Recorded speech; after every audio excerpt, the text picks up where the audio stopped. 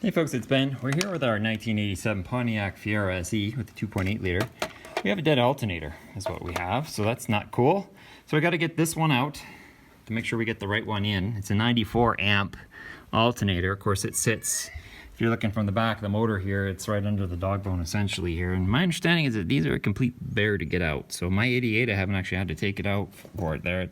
It's on the other end of the belt. Now on my 88, oddly, the serpentine style belt is on the AC and the water pump, and then the alternator is on its own little V groove belt. But this car, not having AC, has the alternator on the serpentine belt, and that's that. So we'll have to loosen up the alternator. My guess is that we're going to be loosening it first, removing the tensioner that's right there. But we'll get that alternator off, and then we're going to come around to the engine bay over here through the wheel well. And it's dark, but long story short, we're gonna pop these little screw rivets out so we can get access to the inside, so hopefully we can get some bolts in there. My understanding is if we take the alternator mount off the block, this guy right here, we might get enough access. Otherwise, I've heard that we can undo the dog bone here and push it open, and that will give us a passageway to get that thing out. So we'll see when we get there, but that's what we're doing right now.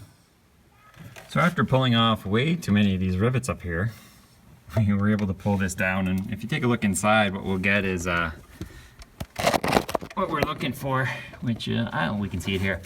This is the lower bolt to the alternator. So there's one on top that holds it on, and then there's this one that lets you tighten and loosen the belt here. Now if you notice, this thing is not so hexagonal anymore, so someone's been railing on this one. So we'll have to see if we can do the old switcheroo when we get a new alternator in this thing. Put the nice one down here so that we can get a wrench on it and tighten it. I don't know what size it is yet. My guess it's a 13, but it could be a 15. Wouldn't be surprised. We need to undo this one. And of course that'll let us undo the belt because it'll swing the alternator around. We need to do the one on the top, which we'll do from the top side. And then we'll figure out how to get it out. So we're a day later, shooting this video with more vigor because there's no real good ones on YouTube there. So I'll go ahead and become the standard. I'm cool with that. Anyway, so long story short, we've got two bolts to get the alternator out. First one's a lower bolt. It is a 1/2 inch. So, but mine, because it was beat on so badly, was actually, you want to use a 1/2 inch. You don't want to use a 13 or something close. You want to hit the 1/2 inch here. And it actually slides back and forth because it allows you to tighten your alternator on that little bracket you see right there. That's right up here, right? So that one was fairly easy to take out. I just used a ratchet and a bonus bar, I guess, if you'll say. So actually I use this guy, 1/2 inch socket, and then I use a breaker bar essentially to make it a little bit longer. And with that, you can actually kind of get access through here and get enough on it to actually loosen that one up. The top bolt's even worse, and it's a long one. So it is right here. And it's accessible from the top that you see up here. And it normally lives in this sleeve that's right there.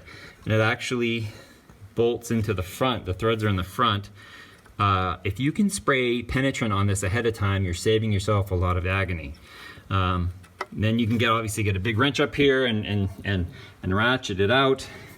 And eventually it'll stop, so because the threads disengage, but it might still be stuck in there. So grab some adjustable pliers where you can take the bolt, let me grab it here,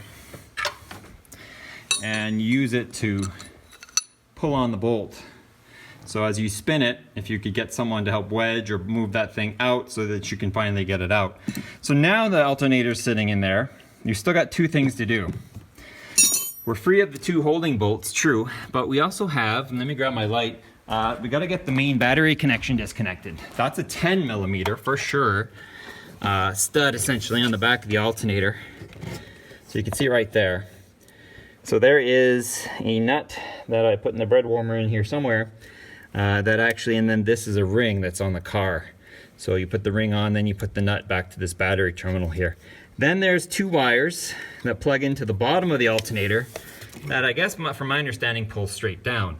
Now this alternator almost is, I swear, probably factory, and so it's in there. It's been there for 30 plus years. It doesn't want to go anywhere. So we're gonna have to pull it out. I'm fairly sure it's straight up and down. So we're gonna just tug on it hard down, hopefully pop it out, and then our alternator will be free. Well, minus, we're still kind of hung up on this sleeve here a little bit. You can take a pair of, stop focusing on the wires, please. There we go. This sleeve right here, you can take a pair of like water pump pliers, channel lock pliers, that type, squeeze and pull it out a little bit, and that will loosen up this back connection and let this wiggle around a lot more. So in this case, we're actually fairly wiggly. We're just about out. The issue everyone has with these alternators is getting them out of the hole because there's no big passageway to get the alternator out. 88s apparently have a slightly redesigned alternator. It's not as physically large, but most people remove the bracket. So that's this big thing right here from the block. We'll look into that. But there's no space on top and there's no space below. So what a pain in the butt this switch is, or this plug I should say. So it's a 2-plug and it's sensing line and something else. So you got the stud that's there, which we've undone. And this guy has a, it's kind of this bar thing that goes through, but I don't know. But anyway, you put a screwdriver in here and you push this plug in. And see, ours has either got gunk or it's melted. We'll have to clean that up before we put the new one back on. And it latches into the alternator, so you got to depress that and it comes right out. And these plugs are really short. Like, there's not a lot to them, so that's cool. So I think next part, we're gonna take the bracket off. It's 2 bolts. I'm greasy now. So we got the alternator bracket out. So it sits in the engine like this. So there are 4 bolts you need to undo. 15, 15, 15, 18 on the bottom here. This guy hides under a wire loom, so look out for him. And this one hides actually, the dog bone actually grabs it. So it actually has to slide out from that. Here is your alternator top bolt. That's where the long one goes through. So there's your sleeve, which we'll clean out, and where the threaded portion is. And then here's the part that swings and where you tighten your belt and cinch it down and hope it doesn't squeak, but it will anyway. So what we're gonna do is clean the hell out of this, because we don't actually have a replacement alternator yet, but it's filthy. So this will go in nice and shiny and new.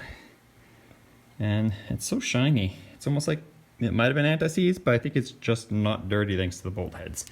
Cool, so now we have left is the alternator. Here's my belt, which I also wiggle it out too. It's in good shape, so I'm not gonna worry about replacing it. Not that they're hard to change anyway. They're actually fairly okay. But here's my alternator, and yeah, this is the frustrating part of, it's probably going to tease me and not come through this hole, because it's just too small. I mean, the hole is too small. And I'm gonna beat that CV joint to heck, and I don't wanna do that either. It's where the automatic's a pain. So, the ultimate choice would be to bring it out through the top, like I said, to undo the dog bone and move the engine forward and root it out. But we're gonna dink around a little bit first, see what we can do. So we are going the northern route. That seems the best way to do it. So we've released the dog bone. That was 15 mil, just one bolt, lifted it out of the way. And then we took the air pipe off, which I didn't know. There's the 2 studs for it.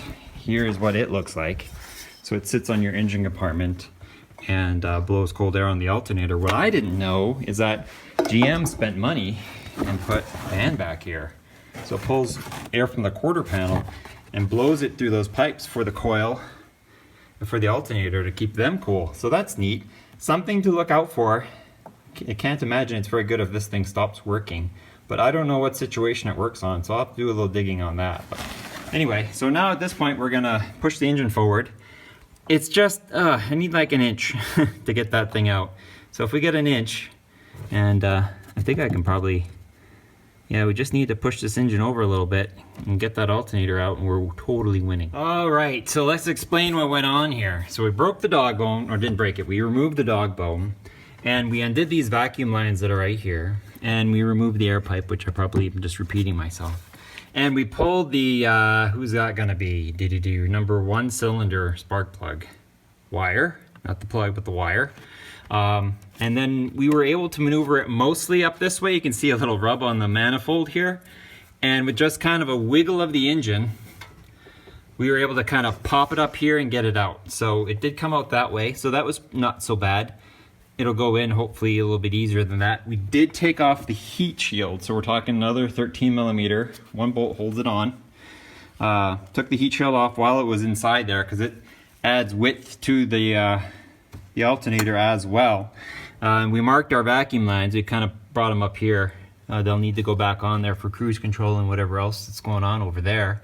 And we were able to get it out, so we can see our plug that's going on the new alternator and the new hookup. I got that nut around here somewhere for it, pretty sure. And, just put there in the bread warmer here. So yeah, our alternator is out. Let's go take a peek at it. Side note, we pulled the plugs while we were there because I wasn't very happy with what they look like. But anyway, so now you have an alternator. Now ours has a V-groove pulley, or at least the one that the Napa website showed has a V-groove pulley. And so it's typically just a matter of changing the pulley out, hopefully. So long story short, impact wrench, electric or pneumatic. And that bolt will pop right off. It's lefty-loosey, just like any other bolt, but bam bam, and then you're done. You don't have to brace it or anything, and then you can just undo it. I don't even have an impact that size, but it is a 15/16, so able to pop that, and then you can pull this off, and that's your pulley you'll need to keep.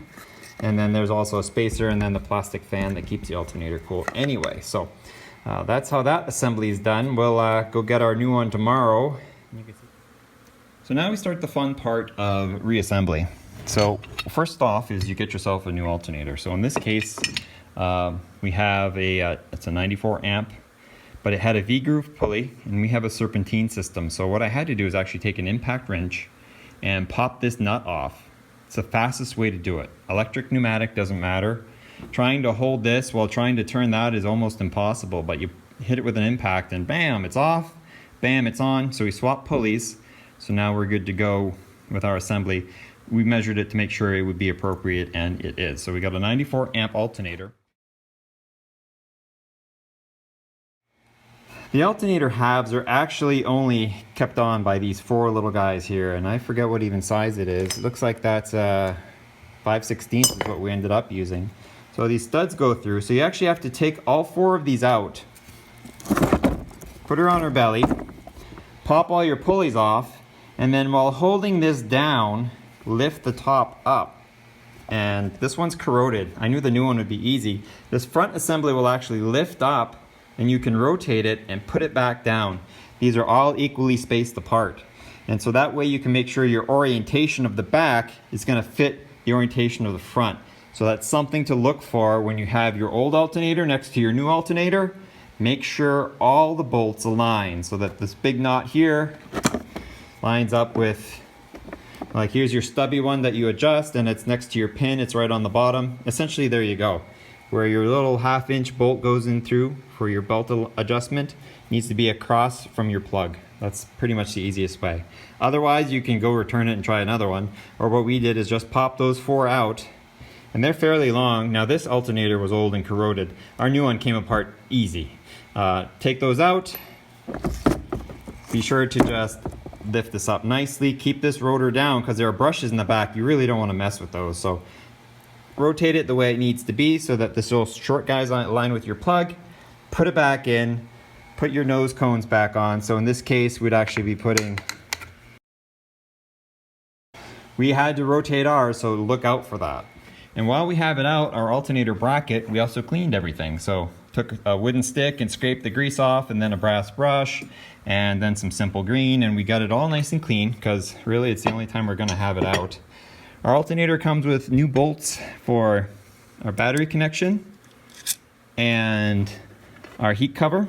Don't send your heat cover back. You need it for your alternator, right? So this piece here, which we also cleaned up, which we took off the back edge, take it out in the car because it wouldn't escape with it on, will bolt back into place once we get the alternator through our tight spot here, right? So, and anti-seize everything, because maybe not this bolt, but everything else. That way, when you're replacing this alternator in 3 to 50 years, it won't be so tough for you. Those are technically the only other parts that we've actually taken out. We still got our dog bone here. I didn't take it off or clean it because we actually haven't undone that side of it yet. Vacuum lines are still loose. Spark plug wires are still out of the way. So in theory, we'll be able to kind of drop this thing into its spot, have it sit on the cradle. Then we're actually gonna install the bracket, and then we'll bring the alternator up into the bracket, and we'll be good to go.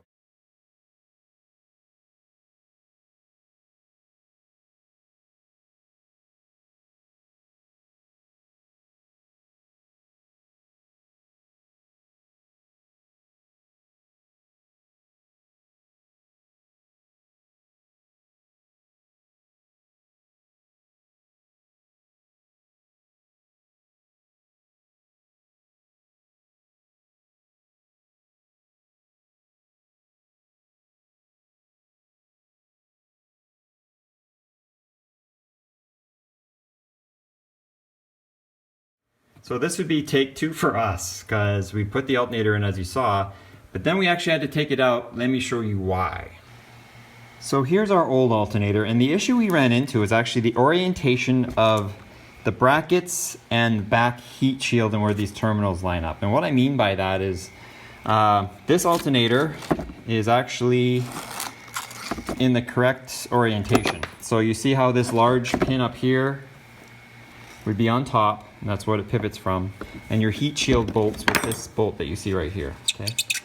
The alternator we got back from Napa was actually out 90 degrees. So if you take this back and rotate it over and put it back in, that causes these back items, probably on a normal alternator wouldn't be an issue, you might be a little far away from your peg, but our heat shield goes almost up against the manifold. I'll show you on the car. So here's our installed alternator. You can see how the exhaust manifold comes right by here. So the orientation of the shield is very important, because otherwise, for us, it was actually 90 degrees the wrong way. And of course, with the plug on the bottom as well, that helps, you know, with the alignment of where all the wires are and stuff. They don't have to learn a new path. That's their old way to go. Something you may have also noticed was how easy it came out. And what we discovered is when we put the dog bone back in, when we had kind of pushed the motor forward, it kind of stayed forward. So that gave us a little bit more space than you might have. But when we first initially took our old alternator out, we had to really push hard on the motor to get the clearance. We had to remove the air pipe. I don't know if I've gone over that. That's 2 bolts there. We had to undo the 2 vacuum lines, those there. And it kind of, we really only go one way, about the orientation that it is now, up and out. You do have to remove the alternator bracket clearly as well. So then you drop it in reverse, like what we did. Drop the alternator in, put the bracket on, find out you did the alternator wrong, then put it, take it out, put it back in again. Put the alternator on, so we align that bracket up there. Once this one's in, you're pretty free and clear. We hooked up our electric, so we got our battery connection and then our switch, or our little 2-prong on the bottom of it. Align your belt and tighten the front one so that you have decent belt tension. Put the pipe back on, put these on, pull the motor hard to get the dog bone back on. Once the car runs a little bit, she'll settle right out. And that is that. So that's how you change the alternator. Now, we still have another step I probably won't film tonight, and I might not even film at all, but let me grab my light. So we have that. And then from down here, we actually do not a lot down here. You can see, hopefully, now we have our old bolt that we used, and our belt's now installed. We're right in about the middle of the bracket, which seems just right. We have our stuff plugged in the alternator. It's cool. So now I just gotta come in here with my fake rivets, or my plastic ones I should say, and we'll go and plug all this stuff back in, because this is a fairly decent, nice to have. Keeps the dirt and stuff out of that engine compartment as best you can. Yeah, pull that up. We'll start throwing some rivets in there. We'll have all that meshed up, and our alternator would have been changed. Now, unfortunately, we can't do a test start for you, mostly because I got half the plugs out, because we did undo, part of getting it through here was actually undoing this spark plug wire. That would be cylinder number 1, I think, yeah, number 1. It'd be the rear passenger cylinder. Let's go with that. On the Fiero. Pulled that out to give us some more space, because otherwise it kind of hangs out in the way. And then I pulled the plug and I'm like, well, we're not putting these plugs back. And so yeah, long story short, we're doing the plugs and wires too. But that's another video, another story. So that's how you change the alternator. And this is an 87 2.8. It would be for all but 88s might be a hair different, just because the alternator is a hair smaller. It might not have to go through so much crap. But yeah, for 85, 6, and 7, that's how you're going to do it on the 2.8 liter. And if you have any questions, leave them. Feel free. It's not my first Fiero. It's actually my second one. This is my third one over here. So we got a little bit of experience on that. Comments, questions, please subscribe to Turbo 231 for more awesome, exciting videos. We still got work to do. Like, we're going to fix our mirror here. We got our spindle apart. We're going to do a video on that too, because we've got some bearings. They're greased and ready to go. I just need some seals. Got stuff going on. See you guys next time.